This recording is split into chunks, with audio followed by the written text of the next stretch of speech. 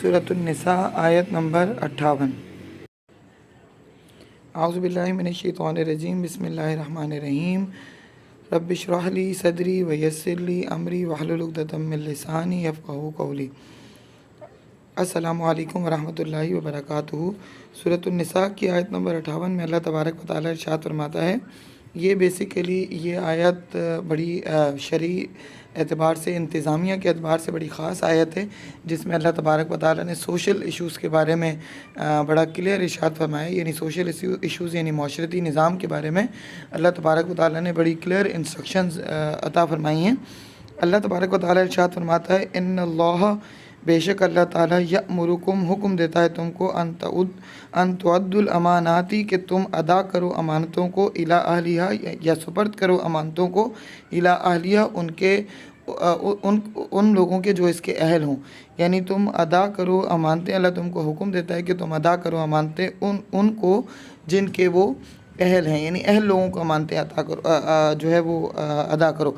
अब यहाँ पे पहली चीज़ तो ये अमानतों से मुतालिक आ गई। अब अमानतें जनरल भी हो सकती हैं कि जब किसी से अमानत कोई तुम्हें अमानत के तौर पे कोई चीज़ दे तो उसको रिटर्न करो, या फिर जो भी किसी का राइट है वो उसको अता करो, उसका राइट उसको दो, तो ये अमानत जनरल कमांडमेंट भी हो सकती है। लेकिन यहाँ पर स्पेसिफ़िकली अल्लाह तबारक व तआला ने, क्योंकि इस आयत का जो शान नज़ूल है वो फ़तह मक्का के बाद जब नबी करीम सल्लल्लाहु अलैहि वसल्लम खाने काबा के अंदर एंटर हुए और नबी करीम सल्लल्लाहु अलैहि वसल्लम ने जब तमाम बुतों को तोड़ा और उसके बाद खाने काबा का जो है वो निज़ाम अपने हाथ में लिया, तो उस वक्त चाबी जो थी खाने काबा की वो उस्मान बिन तलहा के हाथ में थी, जो कि तब तक बाज़ रिवायतों में आता है कि मुसलमान नहीं हुए थे, इस्लाम कबूल नहीं किया था उन्होंने। तो उस्मान बिन तलहा का अपना बयान है, उनकी अपनी ज़बानी के ज़माने जाहिलियत में जो है वो हम पीर और जुमेरात के रोज़ बैतुल्लाह को खुला करते थे और इसके बाद मतलब चाबी उन्हीं के हाथ में हुआ करती थी। तो जब नबी करीम सल्लल्लाहु अलैहि वसल्लम हिजरत पर तशरीफ़ ले जा रहे थे मदीना मुनव्वरा, तो उससे पहले नबी करीम सल्लल्लाहु अलैहि वसल्लम बैतुल्लाह जाने की सआदत हासिल करना चाहते थे। तो आप सल्लल्लाहु अलैहि वसल्लम बैतुल्लाह में दाखिले के लिए तशरीफ़ लाए, तो उस वक्त उस्मान बिन तलहा ने जो है वो आप सल्लल्लाहु अलैहि वसल्लम को अंदर जाने से रोका और इंतहाई तुर्शी दिखाई, मतलब कुछ सख्त रवैया अख्तियार किया। उस वक्त आप सल्लल्लाहु अलैहि वसल्लम ने बड़ी बुर्दबारी के साथ उनके सख्त कलमात को बर्दाश्त किया और फिर फरमाया, ए उस्मान, शायद तुम एक दिन ये बैतुल्लाह की चाबी मेरे हाथ में देखोगे और जब मुझे इख्तियार होगा कि मैं जिसको चाहूँ सुपुर्द कर दूँ। तो उस्मान बिन तलहा ने कहा कि अगर ऐसा हो गया तो कुरैश उस वक्त ज़लील और ख्वार हो जाएंगे। तो आप सल्लल्लाहु अलैहि वसल्लम ने इरशाद फरमाया कि नहीं, उस वक्त कुरैश आबाद और इज़्ज़त वाले हो जाएंगे। आप सल्लल्लाहु अलैहि वसल्लम ये कहते हुए बैतुल्लाह के अंदर तशरीफ़ ले गए। उसके बाद जब उस्मान कहते हैं कि जब मैंने अपने दिल को टटोला तो मुझे यकीन सा हो गया कि आप सल्लल्लाहु अलैहि वसल्लम ने जो कुछ कहा है वो होकर रहेगा। तो उसी वक्त मैंने मुसलमान होने का इरादा कर लिया था, लेकिन बहरहाल अपनी कौम के तेवर मैंने देखे तो वो बहुत बदले हुए थे, वो मुझे सख्त मलामत करते, इसलिए मैंने अपने आप को रोक लिया। लेकिन जब मक्का फ़तह हुआ, नबी करीम सल्लल्लाहु अलैहि वसल्लम अपने साथियों के साथ मक्का मुकरमा तशरीफ़ लाए और काबा के अंदर दाखिल हुए, तो आप सल्लल्लाहु अलैहि वसल्लम ने बैतुल्लाह की कुंजी उस्मान बिन तलहा से ली। तो बाज़ रिवायात में आता है कि हज़रत अब्बास और हज़रत अली रज़ी अल्लाह तआला अन्हु बैतुल्लाह की चाबी जो है वो हज़रत उस्मान बिन तलहा को वापस करने के लिए विलिंग नहीं थे। लेकिन जब आप सल्लल्लाहु अलैहि वसल्लम बाहर आए तो आप सल्लल्लाहु अलैहि वसल्लम ने वो चाबी उस्मान बिन तलहा को रिटर्न की और आप सल्लल्लाहु अलैहि वसल्लम ने इरशाद फरमाया कि किसी दूसरे शख्स का हक़ नहीं है कि तुमसे ये कुंजी ले ले, तुमसे ये चाबी ले ले। उसी के साथ ये हिदायत फरमाई कि बैतुल्लाह की इस खिदमत के सिलसिले में तुम्हें जो माल मिल जाए उसको शरई कायदे के मुवाफ़िक इस्तेमाल करो। हज़रत उस्मान बिन तलहा कहते हैं कि जब मैं कुंजी लेकर खुशी खुशी चलने लगा तो आप सल्लल्लाहु अलैहि वसल्लम ने फिर मुझे आवाज़ दी और फरमाया कि क्यों उस्मान, जो बात मैंने कही थी वो पूरी हुई या नहीं हुई?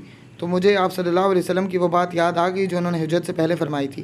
तो आप सल्लल्लाहु अलैहि वसल्लम ने फरमाया, हज़रत उस्मान बिन तलहा फरमाते हैं कि मैंने अर्ज़ की कि बेशक आप सल्लल्लाहु अलैहि वसल्लम का इरशाद पूरा हुआ और उसी वक्त मैं कलमा पढ़कर मुसलमान हो गया। और नबी करीम सल्लल्लाहु अलैहि वसल्लम ने चाबी देते हुए ये भी फरमाया कि ये कुंजी अब क़यामत तक तुम्हारे पास रहेगी, यानी तुम्हारी फैमिली में रहेगी, और जो भी तुमसे ये चाबी लेगा वो ज़ालिम कहलाएगा।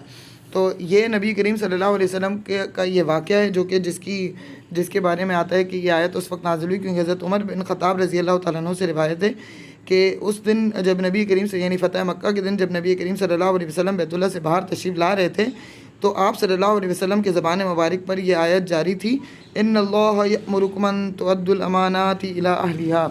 यानी आप सल्लल्लाहु अलैहि वसल्लम को तो वैसे भी हर अमानतदार को उसका हक़ लौटाते थे, लेकिन यहाँ पर अल्लाह तबारक व तआला ने ख़ास ताकीद इस वजह से फरमाई कि कहीं ऐसा नहीं कि बनु हाशिम में, क्योंकि हज़रत अब्बास के पास सिकाया یعنی حاجیوں کو پانی پلانا کا کام حضرت عباس کے سپرد تھا تو وہ ان کو واپس کر دیا گیا تھا.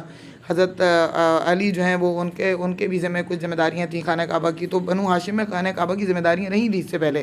تو ایسا نہیں کہ عثمان بن طلحہ سے چابی بھی لے لی جائے, تو اللہ تبارک و تعالیٰ نے بھی تاکید فرما دی کہ چابی نہ لی جائے. تو یہ بہرحال آیت اس وقت خاص طور پر نازل ہوئی تھی, لیکن اس کے بعد یہ عمومی حکم ہم سب کے لیے ہے کہ اگر ہمارے پاس کوئی عہدہ ہے, اگر ہمارے پاس کوئی خاص قسم کی ڈیزگنیشن ہے, تو ہمارا یہ کام نہیں ہے کہ ہم اس کا مس یوز کریں اور اس کو جو ہے وہ ان لوگوں کے سپرد کریں کسی عہدے کو جو کہ اس کا اہل نہیں ہے, کیونکہ باقی سارے لوگ اس کی وجہ سے پھر سفر کریں گے.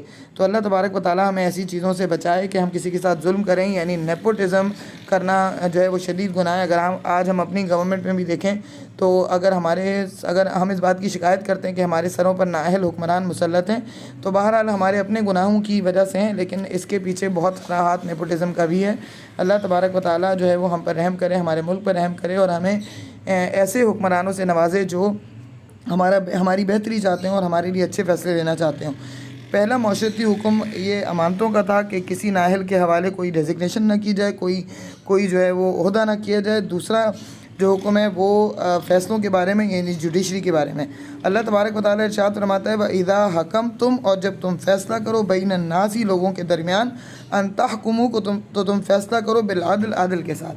یعنی یہ بھی ایک بہت بڑی ذمہ داری ہے. جب تمہارے پاس فیصلے کا جو ہے وہ اختیار آ جاتا ہے تو پھر تم عدل اور انصاف کے ساتھ فیصلہ کرو, اور اس فیصلے کے اندر قطعاً بھی نہ تو نیپوٹزم کرو, یعنی کوئی فیوریٹزم نہیں کرو, کسی کو جو ہے وہ کسی کا حق نہ مارو, انصاف کے ساتھ فیصلہ کرو, اور اس میں جو ہے وہ انصاف کا دامن اپنے ہاتھ سے نہ جانے دو. مکمل طور پر جو ہے وہ ہمارے نظام حکومت میں ابتری کا سبب یہ ہے کہ جو ہے وہ جوڈیشری کا جو سسٹم ہے وہ امیروں کے لیے الگ ہے, غریبوں کے لیے الگ ہے, بڑے لوگوں کے لیے الگ ہے, چھوٹے لوگوں کے لیے الگ ہے. تو اللہ تبارک و تعالیٰ نے اگر جو حکم دیا ہے, اگر اس حکم کو ہم مانیں گے اور اس کے اوپر عمل کریں گے, تو انشاءاللہ تعالیٰ جب جسٹس قائم ہوگی, کہتے ہیں نا کہ معاشرہ جو ہے وہ کہ ظلم جو ہے وہ معاشرے کے اندر نہیں چل سکتا, یعنی انجسٹس معاشرے کے اندر نہیں چل سکتی. ظلم کیا ہے بیسیکلی؟ انجسٹس ہی تو ہے, ناانصافی ہی تو ہے, اور جس معاشرے میں ناانصافی ہوتی ہے اسی معاشرے میں بیسیکلی ظلم ہوتا ہے. تو یہ چیزیں تبھی سامنے آتی ہیں جب جو ہے وہ انصاف کے ساتھ فیصلے نہیں کیے جاتے اور نیپوٹزم کیا جاتا ہے.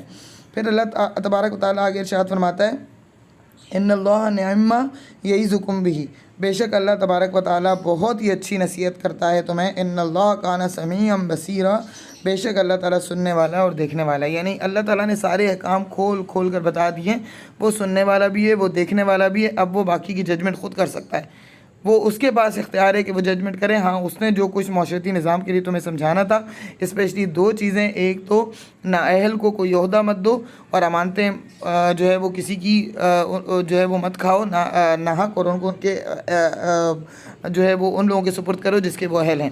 اور دوسرا جوڈیشری کا سسٹم, یعنی انصاف کا نظام قائم کرو. تو اللہ تبارک و تعالیٰ ہمارے معاشرے کے اندر ان دونوں چیزوں کو قائم فرمائے. جزاکم اللہ خیر.